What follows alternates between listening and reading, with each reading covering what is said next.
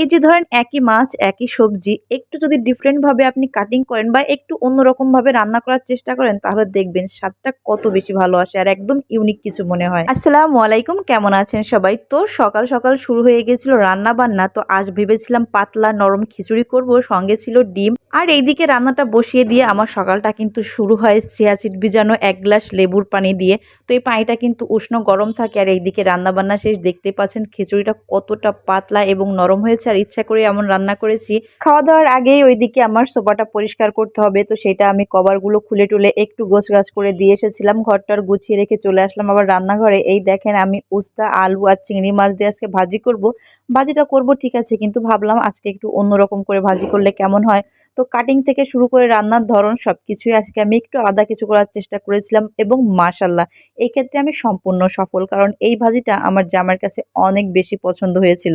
আমার জামাইকে আবার খুশি করা অনেক কঠিন। কঠিন বলতে সে খুব বেশি অভিযোগ করে না কোনো রান্না নিয়েই বা তেমন কিছুই বলে না, কিন্তু যদি জিজ্ঞাসা করি কেমন হয়েছে, হয়েছে ভালোই, খারাপ তো হয় না, এটাই বলে। কিন্তু এইটা খেয়ে সে সত্যি সত্যি অনেকটা প্রশংসা করেছিল, তার কাছে নাকি এটা খুবই ভালো লাগছে। এদিকে ভাজিটা হতে থাকুক আর এইদিকে আমি একটা মাছ ম্যারিনেট করে নিব। আর এটা হচ্ছে বোয়াল মাছ। তো এটা ম্যারিনেট করার জন্য আমি সমস্ত প্রকার মশলা যেমন জিরা, আদা, রসুন, শুকনা মরিচ, হলুদ, লবণ, লেবু, গোলমরিচ, রসুন, পেঁয়াজ সমস্ত কিছু দিয়ে এটাকে বেশ ভালো করে মাখিয়ে নিয়েছিলাম এবং এটাকে ম্যারিনেট করে রাখবো মিনিমাম 30 মিনিট। মাছ টাছ মাখা টাকা শেষ। এইদিকে কিন্তু মাশাল্লাহ আমার ভাজিটা হয়ে গেছে, দেখতেই পাচ্ছেন কি সুন্দর একটা কালার এসেছে। আলহামদুলিল্লাহ ভাজিটা এতটাই সুন্দর হয়েছিল, বারবার শুধু আমার এটার দিকে চোখ আটকে যাচ্ছিল, মনে হচ্ছিল আর কিছুই দেখবো না, এটাই দেখতে থাকি। আসলে ব্যাপারটা অনেকটা ওইরকম যে নিজেই রান্না করে নিজেই তার প্রেমে পড়ে যাই। তো উস্তে আলুর ভাজির প্রেম টেম বাদ দিয়ে এবার চলে আসলাম সেই বোয়াল মাছে এবং কড়াইতে দিয়ে দিয়েছিলাম পরিমাণ মতো তেল। এখানে খুব বেশি তেল কিন্তু আমি ব্যবহার করি নাই, খুব কম পরিমাণে তেল ব্যবহার করেছি এবং একে একে মাছগুলো দিয়ে নিলাম। আর মাছটা দেওয়ার আগে এক্সট্রা যে মশলাটা ছিল সেটা কিন্তু আমি হাত দিয়ে সরিয়ে রেখেছি।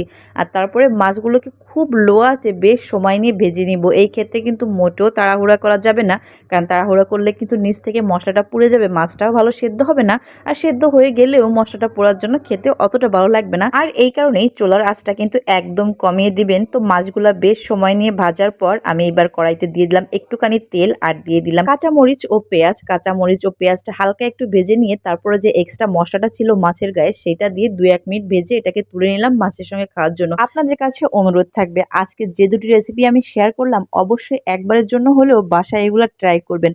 আর ট্রাই করার পর কি হবে জানেন, আপনারা যে এসে আমাকে ধন্যবাদ জানিয়ে যাবেন এমন ফাটাফাটি অসাধারণ স্বাদের প্রেমে পড়ার মতো রেসিপি আপনাদের সঙ্গে শেয়ার করার জন্য।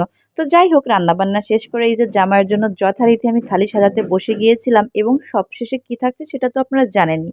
সবশেষে থাকবে তার সেই বিখ্যাত রিয়াকশন, যেটা ছাড়া আমার ভিডিওর এন্ডিং কখনোই হয় না।